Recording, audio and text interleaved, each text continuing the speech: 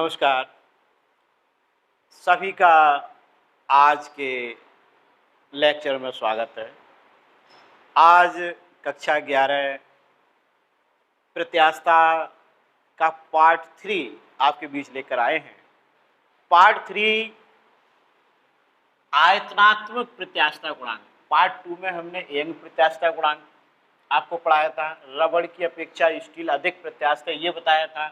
आज पार्ट 3 में आयतनात्मक प्रत्यास्थता गुणांक, ये भी बहुत अच्छा टॉपिक है और परीक्षा में बहुत ज़्यादा पूछा जाता है और बहुत ही आसान है। एक बार आप वीडियो को देख लेंगे तो याद हो जाएगा, बहुत आसान है। क्या है आयतनात्मक प्रत्यास्थता गुणांक? परिभाषा हम लिख देते हैं, बहुत छोटी सी परिभाषा है, सूत्र पर आधारित परिभाषा है। प्रत्यास्थता की सीमा में अविलंब प्रतिबल, अविलंब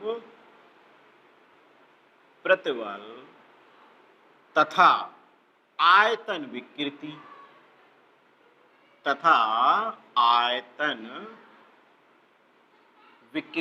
के अनुपात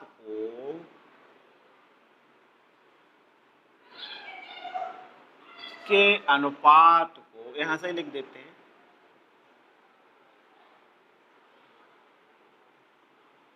उस वस्तु के पदार्थ का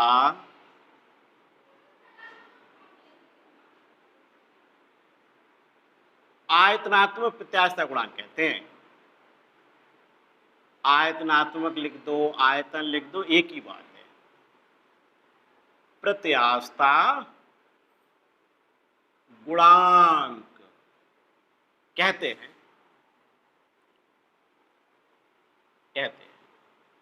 देखो, ये बल्क मॉडुलस होता है, इसलिए इसे B से प्रदर्शित करते हैं। इसे B से प्रदर्शित करते हैं। कितनी सरल परिभाषा है। अविलंब प्रतिबल तथा आयतन विकृति के अनुपात को, यानी अनुपात होता है। किस किस का अनुपात होता है, देखो यहां लिख देते हैं, यानी अतः B बराबर, सूत्र लिख देंगे तो आपको सूत्र भी याद हो जाएगा और उसी पर परिभाषा। अविलंब प्रतिबल बटे में क्या लिख दें, आयतन विकृति।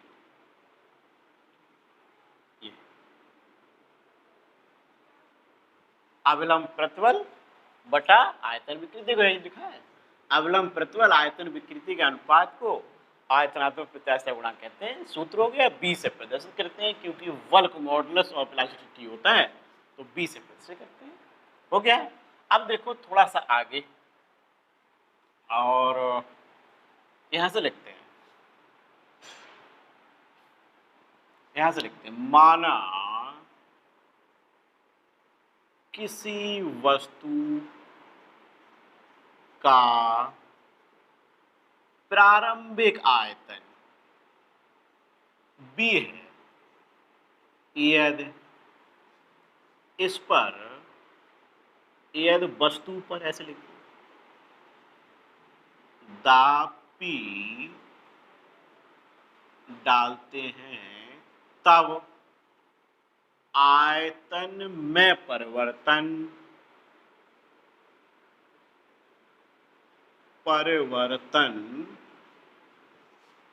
डेल्टा V हो जाता है। डेल्टा V हो जाता है, यानी जब दाब P डालते हैं तो आयतन में परिवर्तन कितना हो जाता है, डेल्टा V। तब क्या क्या देखो लिखना है, अविलंब प्रतिबल, अविलंब प्रतिबल बराबर, ये तो होता है P, अच्छा, तथा आयतन विकृति। आयतन विकृति देखो, आयतन विकृति क्या होती है, आयतन में परिवर्तन अपॉन प्रारंभिक आयतन, डेल्टा V अपॉन V। लेकिन यहां पर हम माइनस लेते हैं। माइनस क्यों लगा दिया, माइनस इसलिए लगा दिया, अगर हम दाब में वृद्धि करते हैं तो आयतन घटता है। दाब में वृद्धि करने से आयतन घटता, इसलिए माइनस आ गया। अब देखो, अतः यानी इस प्रकार करके लिख दो, इस प्रकार। देखो b बराबर क्या आएगा, अवलंब प्रतिबल के स्थान पर P अपॉन आयतन विकृति के स्थान पर ये। इसको हम ऐसे भी लिख सकते हैं, b बराबर देखो p b upon delta b, और देखो ये माइनस और आ रहा है, ये माइनस, ये हो गया। इतना आसान है। अच्छा, जो ऋणात्मक चिन्ह है इसके बारे में लिख दो, यहां लिख देते हैं। ऋणात्मक चिन्ह का अर्थ है कि दाब बढ़ाने से या दाब वृद्धि से आयतन घटता है, दाब वृद्धि से आयतन घटता है। ऋणात्मक चिन्ह का अर्थ भी लिख दिया आपने। अच्छा, मात्रक पूछा जाए तो मात्रक देखो, जे आयतन में परिवर्तन है इसका तो मात्रक होगा नहीं, क्योंकि ये अनुपात है, इसका ही मात्रक लिखा जाएगा प्रतिबल का। और प्रतिबल का मात्रक आप पहले से लिखते आ रहे हो, यानी नई लाइन से लिख देंगे, इसका मात्रक न्यूटन प्रति मीटर स्क्वायर। ये ऐसा ही पद्धति में होता है, न्यूटन प्रति मीटर स्क्वायर, या एक नाम और बताया था आपको, पास्कल। ऐसा ही पद्धति में या पास्कल होता है, न्यूटन प्रति मीटर स्क्वायर या पास्कल होता है। अच्छा, विमा, विमा तथा विमा करके लिख दो, तथा विमा कितनी होती है विमा, ml-1 t-2। विमा ml-1 t-2 होती है। हो गया। अब ये टॉपिक कंप्लीट हो गया। कितना आसान है। देखो, प्रत्यास्थता की सीमा व अवलंब प्रतिबल आयतन विकृति के अनुपात को वस्तु के पदार्थ का आयतनात्मक प्रत्यास्थता गुणांक कहते हैं, b से प्रतिशत करते हैं, सूत्र आ गया। अब देखो, किसी वस्तु की प्रारंभिक आयतन b है, दाब p डालते हैं तो आयतन में परिवर्तन डेल्टा v, यहाँ आयतन घट रहा है, ये आयतन में कमी है, तभी तो यहाँ माइनस लगाया गया, माइनस लगाया गया। देखो, अवलंब प्रतिबल बराबर ये आ गया, सूत्र में लगा दिया। देखो, ऋणात्मक चिन्ह का अर्थ भी आपने लिख दिया, और नीचे नई लाइन से आपने लिख दिया इसका मात्रक, मात्रक न्यूटन प्रति मीटर स्क्वायर या पास्कल, और विमा ये होती है। अब देखो अगला टॉपिक हम हेडिंग डालते हैं, अगला है संपीडता क्या होती है, यही लिख देते हैं। नंबर 2 पर संपीडता पूछ लेते हैं, COMPRESSIBILITY। ये संपीडता क्या होती है। देखो, संपीडता की परिभाषा बहुत आसान है, आयतनात्मक प्रत्यास्थता गुणांक के व्युत्क्रम को संपीडता कहते हैं। देखो, किसी पदार्थ के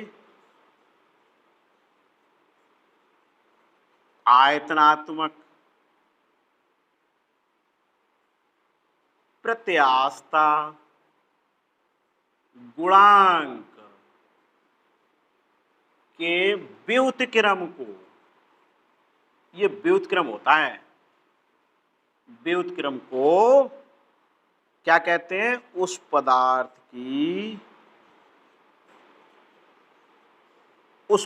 की संपीडता कहते हैं।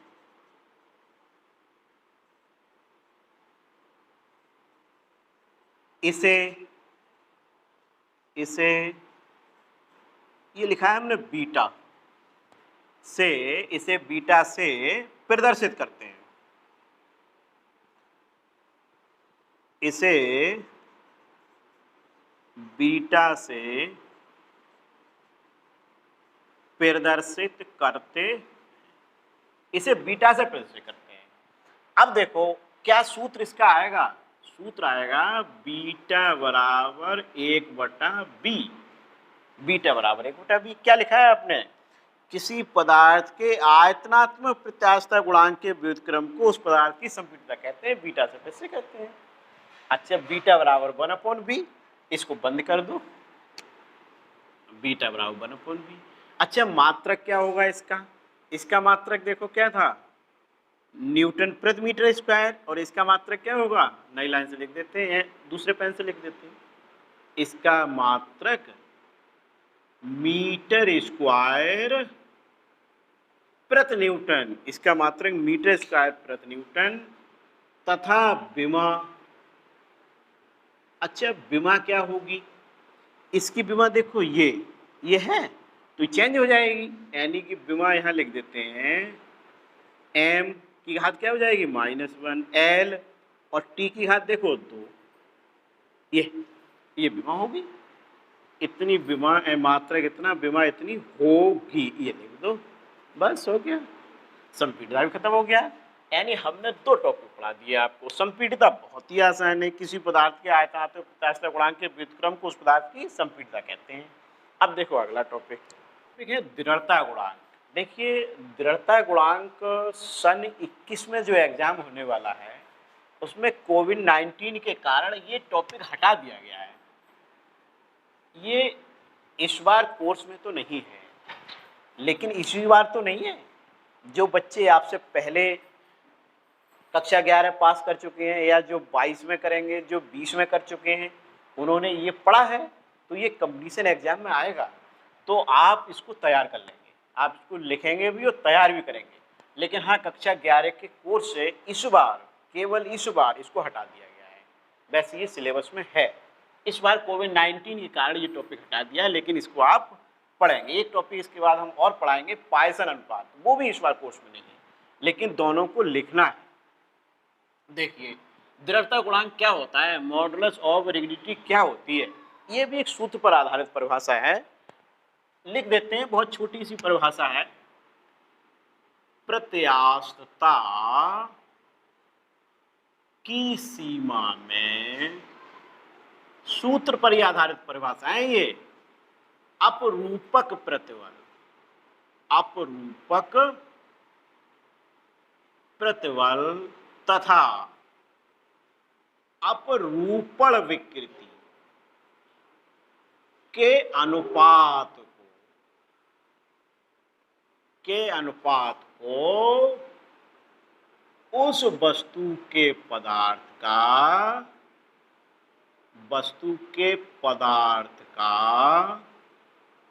क्या कहते हैं, दृढ़ता गुणांक कहते हैं। इसे और लिख लो, इसे ईटा, ये ईटा लिखा है, एन होता है स्मॉल एन, स्मॉल एन में देखो ऐसे कर दिया, ईटा बन गया, दोबारा बना था, देखो फिर समझ लोगे आप, स्मॉल एन बनाया, इसको ऐसे कर दिया, बस इसे ईटा से प्रदर्शित करते हैं, इसे ईटा से प्रदर्शित करते हैं।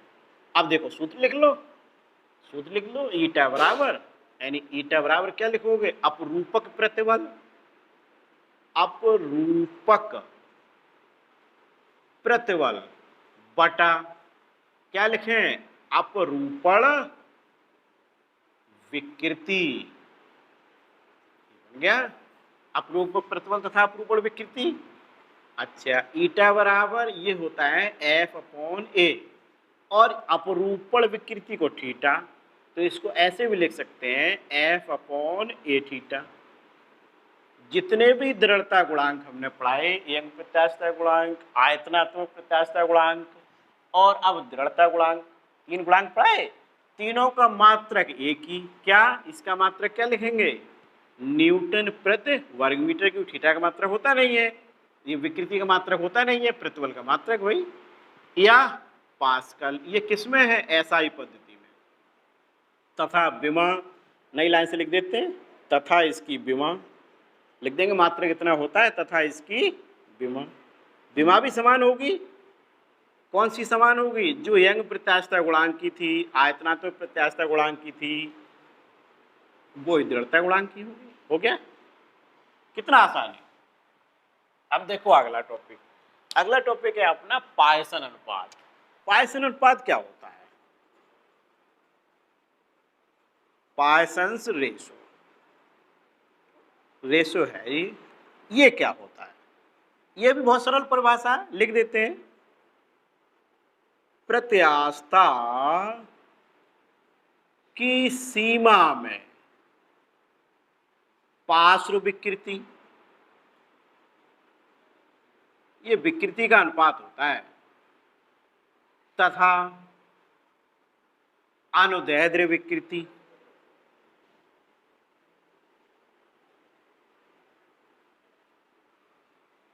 के अनुपात को उस वस्तु के पदार्थ का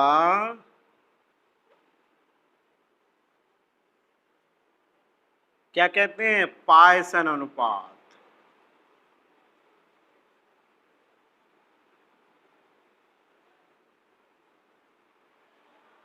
वैसे ये पायसन अनुपात नियत होता है, यानी कि इनका अनुपात, यानी कि पार्श्व विकृति और अनुदैर्ध्य विकृति का अनुपात नियत होता है, ये भी कह सकते हैं आप।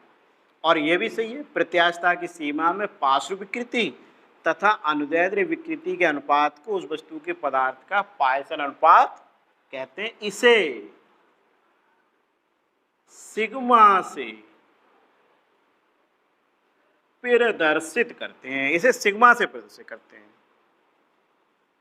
अच्छा, इसका सूत्र अगर लिखें तो क्या आएगा? देखो यहां लिख देते हैं, सिग्मा बराबर पार्श्व विकृति अपॉन अनुदैर्ध्य विकृति, अनुदैर्ध्य विकृति, ये सूत्र आ गया इसका। अच्छा, अब देखो ये विकृति का अनुपात है तो मात्रक तो कुछ होगा नहीं, नई लाइन से लिख दो, इसका कोई मात्रक नहीं होता और यह विमाहीन राशि है। मात्रक नहीं होगा तो विमा भी नहीं होगी, विमाहीन राशि है। अब देखो, हमने आपको 4 टॉपिक पढ़ा दिए आज। दृढ़ता गुणांक, पायसन अनुपात, ये कोर्स में तो नहीं है लेकिन लिखना है और तैयार भी करना है। इससे पहले दो टॉपिक पढ़ाए थे, आयतनात्मक प्रत्यास्थ गुणांक, संपीड़ितता, बहुत सरल। ये जितनी भी अभी तक डेफिनेशन चल रही है आप देख रहे हैं सूत्र पर आधारित है, यानी हमें सूत्र भी याद हो जाता है और डेफिनेशन भी याद हो जाती है। सूत्र याद कर लो तो परिभाषा लिख आएंगे तुरंत, मात्रक सूत्र पर ही निकल ही आता है। तो सभी बहुत सिंपल है, बहुत आसान ये चैप्टर है, इसको तैयार करेंगे। अगले लेक्चर में हम इससे अच्छे और टॉपिक लेके आ रहे हैं। Okay, thank you.